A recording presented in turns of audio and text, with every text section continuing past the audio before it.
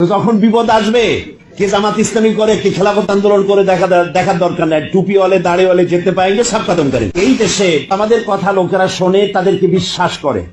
তারা তাদের ঐক্যের অর্থই হলো গোটা জাতির ঐক্য। ওলামাদের ঐক্য মানে গোটা জাতির ঐক্য। আর ওলামারা ঐক্যবদ্ধ হলে পরে শুধু ইসলাম রক্ষা পায় না, বাংলাদেশের স্বাধীনতা সার্বভৌমত্ব সুরক্ষা হয়। এই জন্য ওলামাদেরকে আজ ঐক্যবদ্ধ হতে হবে। ঐক্যের কোনো বিকল্প নাই। এই যে আফগান থেকে আগে কাবুলিওয়ালা আসতো, আমাদের দেশের এক লোক জাম গাছে উঠে জাম খাচ্ছে। এখন এর নিচে বসে এসে জিজ্ঞেস করছে তুম সব क्या खाया करते हो? तो बोला हम सब जाम खाया करते हैं। हम खा सकते हैं क्यों नहीं? आइए और खाइए। সে গাছের উপর উঠলো, বললো কোনটা কোনটা খাবো? বললো যে কালোগুলো খাও, কালোগুলো পাকা, এগুলো খাও। তো কালোগুলো খেতে গিয়ে কালোর উপর ভোমরা পড়ছিল একটা। ভোমর তো চেনেন, ওই সুদ্ধা ধরছে সে। কাবলির হাত তো আঙ্গুল মোটা টোটা, সে ওইটার শুদ্ধা ধরছে। তো ভোমরা তো হাতের মধ্যে পড়ে ভোঁ ভাঁ করতেছে।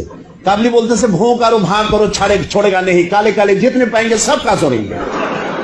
তো যখন বিপদ আসবে কে জামাত ইসলামী করে কে খেলাফত আন্দোলন করে দেখার দরকার নাই। টুপিওয়ালে দাড়িওয়ালে যেতে পারেंगे সব খতম করেন। সেই জন্য আজকে বাঁচার সময় যারা বলে যে ইসলাম সাম্প্রদায়িক, তারা মারাত্মক ভুল করছে। ইসলাম সাম্প্রদায়িক নয়। কোরআন শুধু মুসলমানদের কিতাব নয়, আল্লাহ শুধু মুসলমানদের জন্য নয়, রসুল শুধু মুসলমানদের জন্য নয়। রসুল রহমাতুল্লিল আলামিন, আল্লাহ রব্বুল আলামিন, আর ইসলাম হচ্ছে সার্বজনীন। কোরআনের এই কথাগুলি আপনারা ময়দানে ছড়িয়ে পড়েন। ষড়যন্ত্র মারাত্মক ভাবে শুরু হয়েছে দেশ থেকে বিদেশ থেকে। দেশ থেকে ইসলাম শূন্য করা, ইসলামকে বিদায় করে দেওয়া, রাজনীতি শূন্য করে দেওয়া।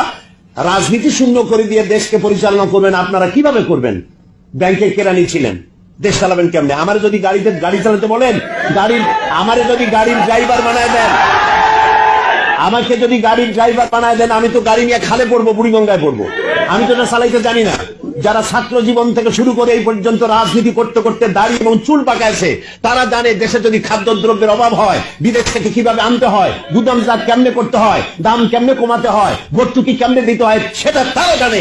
কেরানিরা যারা ব্যাংক চালাইছে, কেরানিগিরি করেছে, তারা কিভাবে দেশ চালাবে?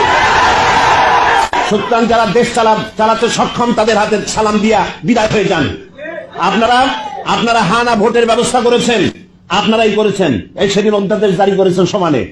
অধ্যাদেশে বন্যা শুরু হয়ে গেছে, হানা ভোট আপনারাই করেছেন, আপনারা জায়েজ করেছেন। সুতরাং যার মুগুর যার দাঁত তার মুগুর। বর্তমান সরকারকে না বলুন, বাস না ভোট দেওয়া হয়ে গেল। এখন আল্লাহর রাস্তায় বিদায় হন, দেশকে বাঁচতে দেন।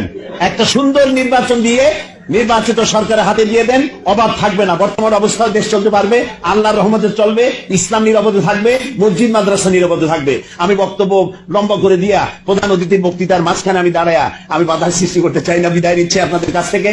দেশের জন্য দোয়া করুন, চোখের পানি ফেলুন, গভীর রাত্রে জাগেন। আমার শেষ কথা হচ্ছে, আমার মনে, আমি তো বেশি কিছু বুঝতেছি না, একেবারেই ছোট মানুষ, ফকাত আব্দুল্লাহ। আমি যা মনে করি, আমার মনে হয় বাংলাদেশ একটা ব্ল্যাক হোলের মধ্যে পড়ে গিয়েছে, গভীর অন্ধকার কূপের মধ্যে পড়েছে। এর থেকে বাংলাদেশকে যদি উঠাতে হয়, শক্তিশালী একটা ক্রেনের প্রয়োজন।